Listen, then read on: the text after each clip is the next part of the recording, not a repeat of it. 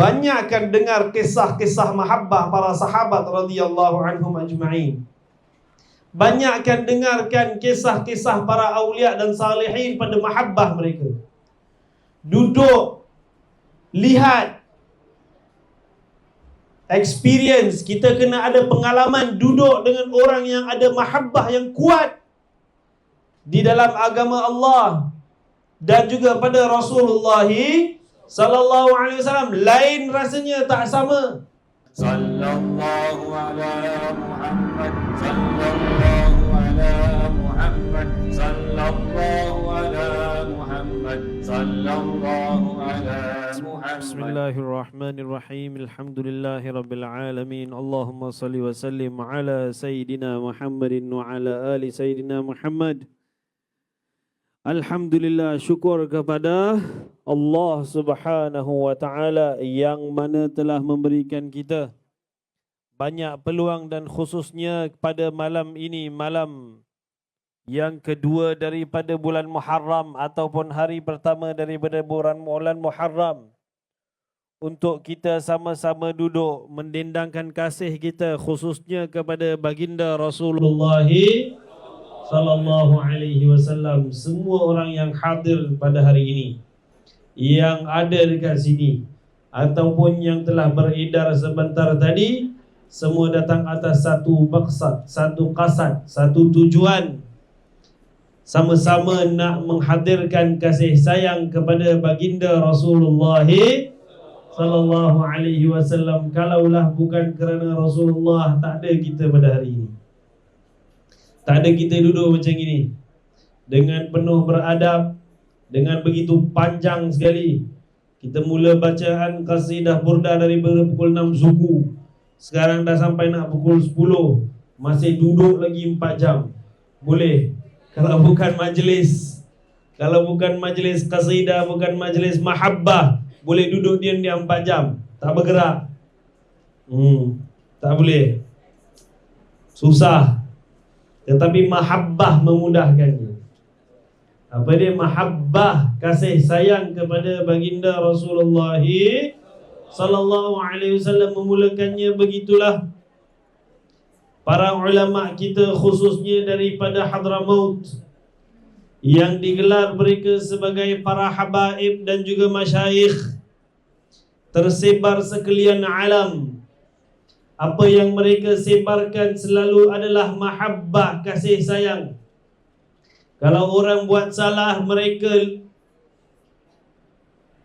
tak pandang begitu serius, kerana apa yang mereka mahukan daripada mereka adalah mahabbah, kasih sayang sama Allah dan Rasulullah sallallahu alaihi wasallam. Tidak perlu nak paksa seseorang itu untuk melakukan ataupun mengorbankan apa-apa yang datang dalam dirinya. Kalau dah ada mahabbah yang dijelaskan dengan begitu detail sekali oleh Ustaz Fakhrul Razi, mahabbah dan sebagainya, bagaimana para sahabat radhiyallahu anhum ajma'in. Kalau kita lihat balik pada kisah Ahlul Badar ataupun peperangan Badar yang berlaku pada 17 Hijrah, yang berlaku pada 17 Ramadan, tahun Hijrah yang kedua. Bagaimana berlakunya peperangan Badar? Pertama sekali, apabila Rasulullah sallallahu alaihi wasallam melakukan hijrah daripada Makkatul Mukarramah sampai ke Madinatul Munawwarah, di situ ada al-aqd ataupun al-hilf, perjanjian di antara al-muhajirin dan ansar. Al-ansar itu mereka orang Madinah. Rasulullah sallallahu alaihi wasallam dan sahabatnya lain daripada golongan ahli Makkah, al-muhajirin. Mereka ada perjanjian. Perjanjian itu dilakukan sebelum ketua-ketua orang Ansar masuk dalam Islam. Maka perjanjian tersebut adalah, kalaulah ada apa-apa kesusahan atau peperangan yang akan menimpa di dalam Madinah, nescaya para sahabat radhiyallahu anhum daripada golongan al-muhajirun, mereka akan mempertahankan Madinah seolah-olah tanah air mereka sendiri. Maka berlakulah tercetusnya peperangan Badar. Apa sebab tercetusnya peperangan Badar? Kerana orang kafir Quraisy, dia ambil semua harta orang Al-Muhajirun di Makkah. Pergilah mereka ke Syam, jual harta-harta mereka, tukar dengan barang yang lain, bawa balik ke Makkah. Nak kena lalu tempat namanya Badar, yang mana tidak begitu dekat tetapi juga tidak begitu jauh daripada Madinatul Munawwarah. Luar Madinah, jauh luar Madinah. Jadi apabila di dalam perjalanan pulang, Rasulullah sallallahu alaihi wasallam diberitahu oleh para sahabatnya daripada golongan Al-Muhajirun bahawasanya, ya Rasulullah, ini semua harta kita Abu Sufyan sudah ambil, jual. Abu Jahal, Abu Sufyan dan golongan mereka sudah ambil, jual di Syam. Sekarang mereka nak bawa balik ke Mekah, jual harta kita, mereka ambil, rampas secara haram. Memang haram. Apa undang-undang dunia boleh membenarkan perkara tersebut? Tidak ada dulu, tidak ada sekarang pun, tak pernah wujud undang-undang tersebut. Boleh ambil harta orang, boleh jual, boleh ambil, hasilnya begitu saja. Jadi para sahabat radhiyallahu anhum dapat tahu, dan selepas begitu lama, 14-15 tahun ikut Rasulullah sallallahu alaihi wasallam, tidak dibenarkan peperangan sama sekali, walaupun dizalimi, walaupun dibunuh dan sebagainya. Akan tetapi di Madinah, maka datanglah perintah Allah Subhanahu wa taala daripada mereka meminta Rasulullah sallallahu alaihi wasallam untuk mengambil harta. Udhina lil ladzina yuqataluna bi annahum zulimu wa innallaha ala nasrihim laqadir. Sesungguhnya Allah Subhanahu wa taala telah mewajibkan. Dekat sana perkataan tulis udhina, maknanya telah diberi izin, tetapi hakikatnya bukan diberi izin, itu diwajibkan. Yuqatalun, bahawasanya yang diperangi kerana mereka itu dizalimi. Wa innallaha ala nasrihim laqadir, sesungguhnya Allah mampu untuk memberi kemenangan kepada mereka. Maknanya sudah ada janji kemenangan. Sudah ada janji apa? Kemenangan.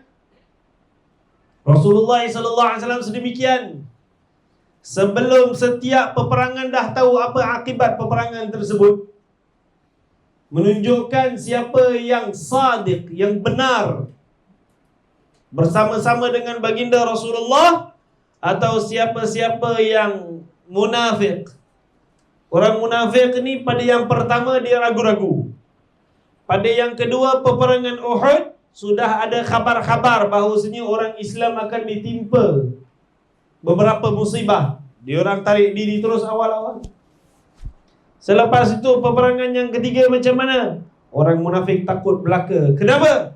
Kerana al-harbu sijal. Kerana peperangan itu sekali engkau menang, sekali aku menang. Sekali engkau menang, sekali aku menang. Dia tak ada menang.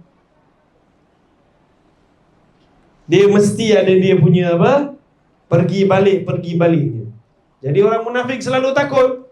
Kalau ni dah menang, tak semesti selepas ni menang. Kalau ini kalah, nak pergi next, lagi takut kerana kita sudah kalah. Itu orang munafik. Maka apabila diberikan keizinan, bahkan diwajibkan kepada golongan muhajirin untuk pergi ke Badar, ambil harta mereka, perang dengan orang kafir Quraisy dalam keadaan tiada apa-apa. Tak ada apa-apa.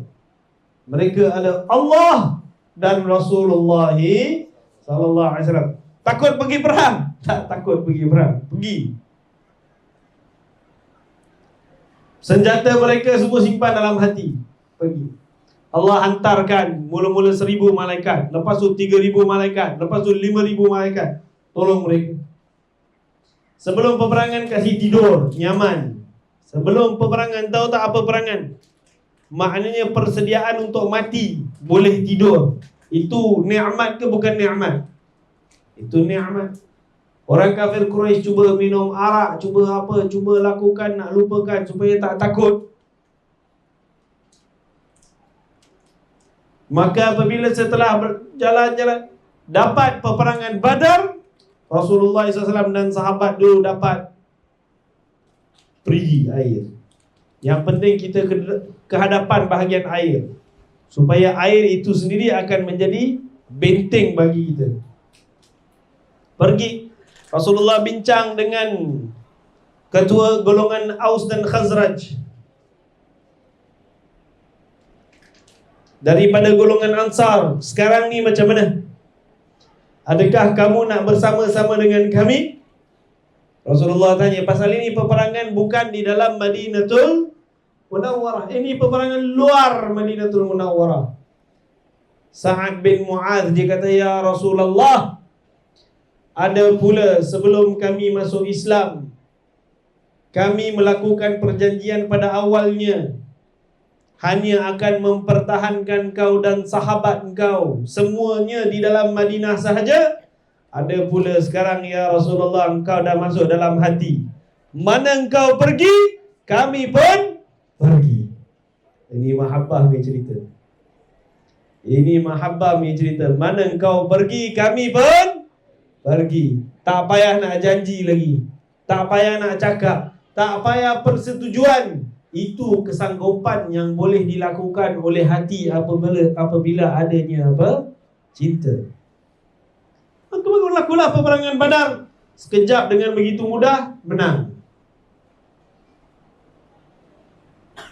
Apabila kita masuk di dalam tahun baru, sudah pasti kita ini akan melihat bagaimana kita nak menambah baikkan amal saleh, bagaimana kita nak menuju dekat kepada Allah, bagaimana kita nak tinggalkan sifat-sifat ataupun sikap-sikap yang buruk, yang lepas, yang mana kita rasa memang akan merosakkan diri. Tambahkan mahabbah.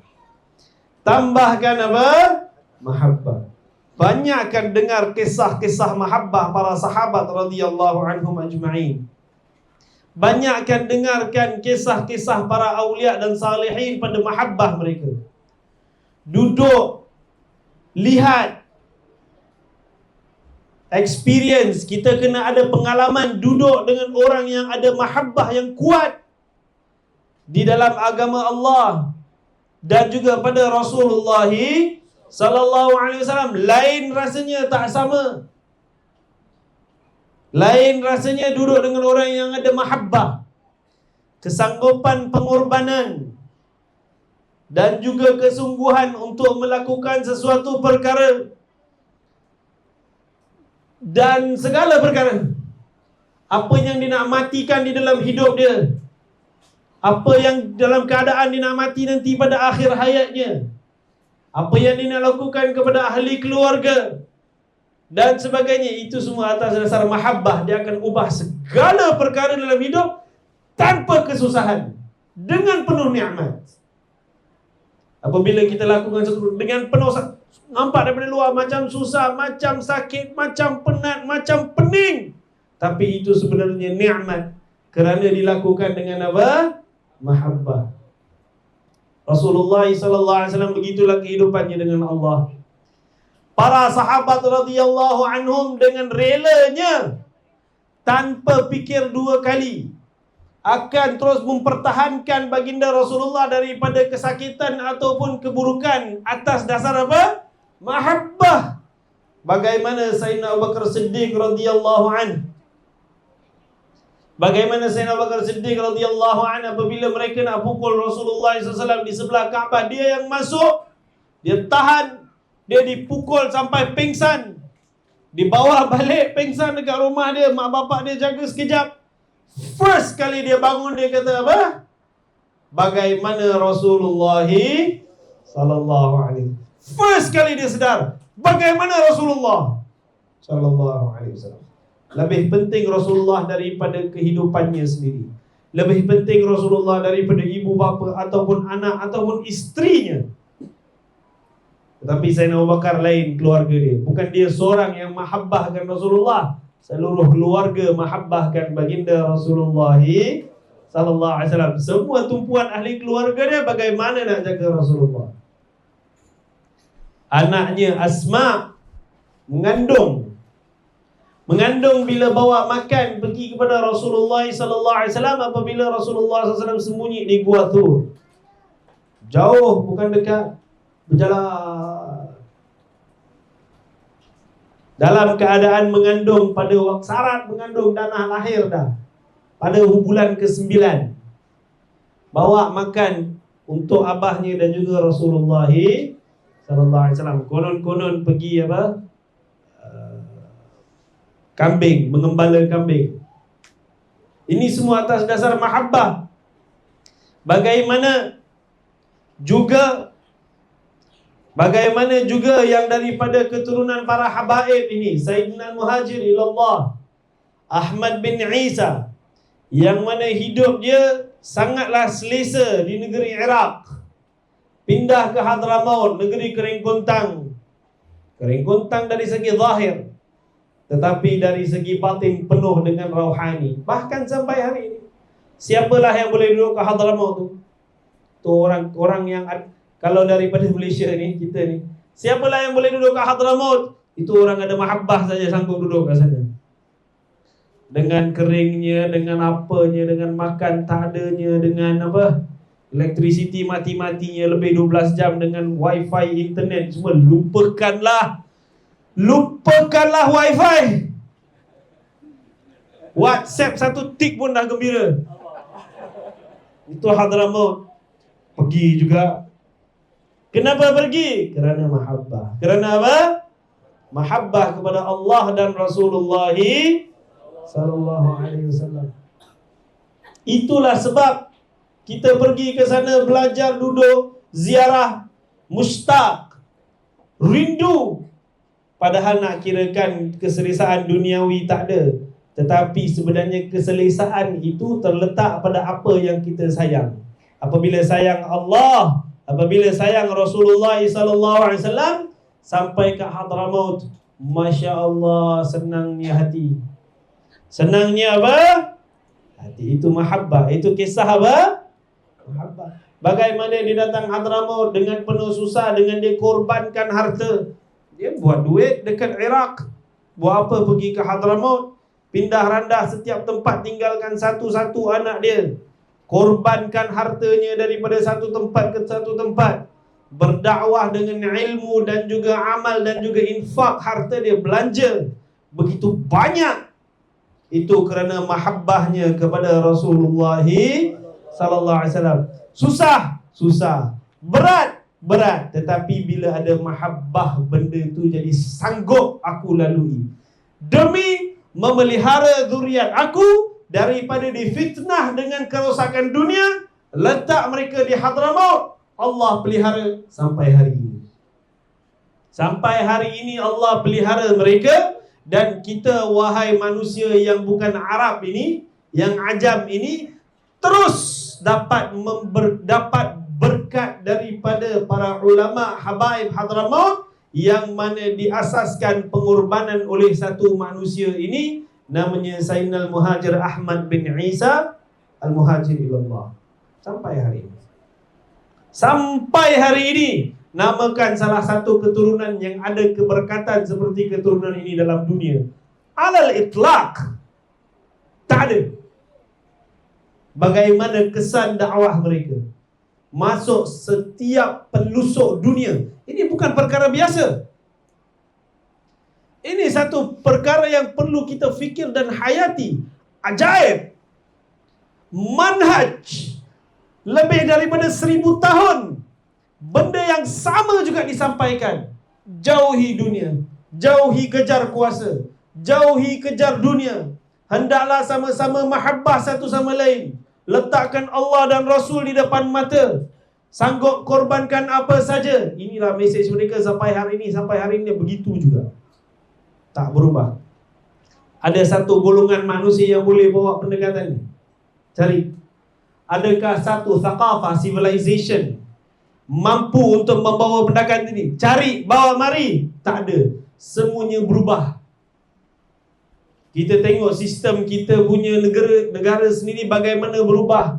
Tak payahlah sebelum merdeka, selepas merdeka kita tengok bagaimana berlakunya perubahan yang mendadak. Tak payahlah daripada merdeka, setiap 5 tahun kita lihat perubahan mendadak. Tetapi manhaj Rasulullah sallallahu alaihi wasallam tidak bertukar. Ini barakah. Ini satu keturunan yang begitu barakah, yang mana dia punya manhaj juga diasaskan oleh atuknya Imam Ali Zainal Abidin, cicit baginda Rasulullah SAW. Bapa dia dibunuh, Sayyidina Al-Husain dibunuh di dalam peperangan. Anak dia tak reti macam mana nak balas dendam. Manusia paling masyhur, paling agung waktu itu dengan ilmu, ibadah, ketaatannya dan semua. Dia mampu nak cari kuasa kalau dia nak ambil Mekah atau dia nak ambil Madinah bila-bila masa sahaja. Tetapi dia menjauhi semua perkara tersebut. Dia nak memelihara agama di dalam keturunannya. Contoh yang terbaik ditunjukkan bagi kita. Wahai muslimin dan muslimat, ini semua di hadapan kita. Adakah kita nak lakukan atau nak ikut dengan mahabbah? Tak payah nak ikut dengan kekerasan, paksa dan sebagainya. Tak perlu susah-susah. Tanamkan mahabbah, bercampur dengan mereka selalu. Dengarkan kisah-kisah mereka, belajar kehidupan mereka.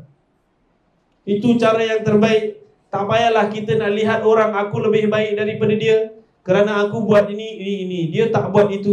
Tak perlu, ini semua tak perlu. Jaga diri sendiri. Lakukan yang terbaik pada diri sendiri. Pelbagai urusan kita nak jawab depan Allah Subhanahu wa ta'ala nanti. Kita sibuk dengan ini, dengan itu, habis semuanya sia-sia. Wa qadimna ila ma amilu min amalin faj'alnahu haba'an manthura. Apabila kami datangkan kepada mereka dengan apa yang mereka lakukan daripada perbuatan mereka, maka akhirnya jadi debu yang berterbangan. Jadi debu yang berterbangan. Lakukanlah dengan mahabbah. Mahabbah ini mampu membawa kita kepada Rasulullah SAW dengan begitu hebat, dengan begitu pantas, dengan begitu berkesan. Dengan sahabat kita, dengan anak cucu kita, dia punya kesan dia akan tembus. Walaupun mahabbah ni boleh nampak dalam sebahagian urusan, boleh nampak seperti lemah, tetapi dia sebenarnya tidak lemah, dia itu kuat.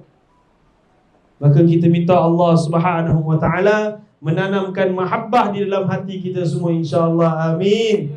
Mudah-mudahan sedikit dari apa yang kita hadir pada malam ini menguatkan mahabbah kita kepada Rasulullah sallallahu alaihi wasallam, menghargai daripada semua usaha ulama kita, insya-Allah, yang khususnya daripada tariqat Al-Ba'alawi, yang mereka tidak pernah satu zaman pun mereka tinggalkan amanah, bahkan sanggup pula mereka bermati-matian mempertahankan agama ini, walaupun pada waktu mereka dijajah oleh komunis yang begitu zalim, membunuh satu demi satu ulama, mereka masih berpegang kepada agama ini. Mudah-mudahan Allah berikan sedikit daripada mahabbah mereka dalam hati kita, insya-Allah, meletakkan kita ketenangan dan juga kerinduan, kemahuan untuk bersama dengan baginda Rasulullah sallallahu alaihi wasallam di syurga nanti. Amin. Mudah-mudahan Allah Subhanahu wa ta'ala berikan kita kerinduan, kemahuan, kasih sayang, segala perkara yang kita lakukan di dalam hidup ini atas dasar mahabbah baginda Rasulullah sallallahu alaihi wasallam. Datang baginda Rasulullah SAW dalam mimpi kita, insya-Allah. Amin. Datang daripada kita menziarahi ahli keluarga kita, dan juga apabila letak saja nama kita, baginda berdoa kepada Allah, ya Allah, ini adalah hamba-Mu yang terpilih, ini adalah umatku yang menyebut namaku, yang berselawat ke atasku, yang mana sentiasa cinta dan kasih sayang kepadaku. Ya Allah, berikanlah dia bersama aku. Mudah-mudahan kita semua di dalam golongan itu. Amin. Mudah-mudahan Allah Subhanahu wa taala sentiasa memimpin tangan kita insya-Allah agar sentiasa di jalan yang lurus, mendapat taufik untuk melakukan segala perkara yang wajib dan yang sunnah, mendapat taufik dan kekuatan untuk menjauhi segala perkara yang haram dengan mudah insya-Allah. Hanya kita lakukan apa perkara atas dasar mencari redha Allah Subhanahu wa taala, mencari redha baginda Rasulullah sallallahu alaihi wasallam, mematikan kita semua di dalam husnul khatimah, mematikan kita semua di dalam husnul khatimah, mematikan kita semua di dalam husnul khatimah, dan juga meluaskan syurga ibu bapa kita ataupun atuk nenek kita, guru-guru kita, sahabat kita, sahabat handai kita, ahli keluarga, jiran, tetangga dan juga semua yang kita kasihi di dalam kubur mereka luas insya-Allah. Dapat cahaya terang benderang insya-Allah. Diziarahi oleh baginda Rasulullah sallallahu alaihi wasallam. Apa segala penyakit ataupun kesusahan ataupun kemahuan di dalam hidup kita, Allah SWT selesaikan kesusahan kita. Allah lepaskan daripada masalah keluarga ataupun apa-apa jua yang kita hadapi insya-Allah. Segala hutang piutang kita minta Allah Subhanahu wa taala leraikan hutang piutang tersebut insya-Allah. Kita minta Allah Subhanahu wa taala agar sentiasa memberkati kita dan juga ahli keluarga kita, agar sentiasa lurus di dalam jalan baginda Rasulullah sallallahu alaihi wasallam, sentiasa mencari ridha-Nya, sentiasa mencari ridha-Nya Allah, sentiasa mencari ridha-Nya Allah, memberi kita syurga firdaus yang tertinggi bersama-sama dengan baginda Rasulullah sallallahu alaihi wasallam, dan juga akhir kalam pada hidup kita agar kita semua mengucapkan ikut selepas saya, la ilaha illallah,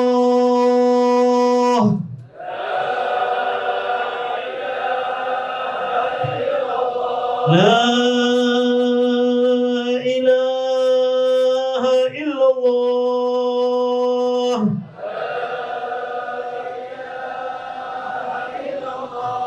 la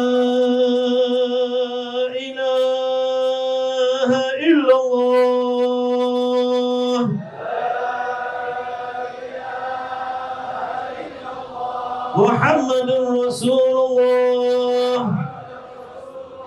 sallallahu alaihi wasallam, alaiha nahya wa alaiha namut wa biha nub'athu insyaallah ta'ala minal aminin. Ya Arhamar Rahimin, Ya Arhamar Rahimin, Ya Arhamar Rahimin. Rabbana atina fid dunya hasanah wa fil akhirati hasanah وقنا عذاب النار. وصلى الله على سيدنا محمد وعلى آله وصحبه وسلم. والحمد لله رب العالمين.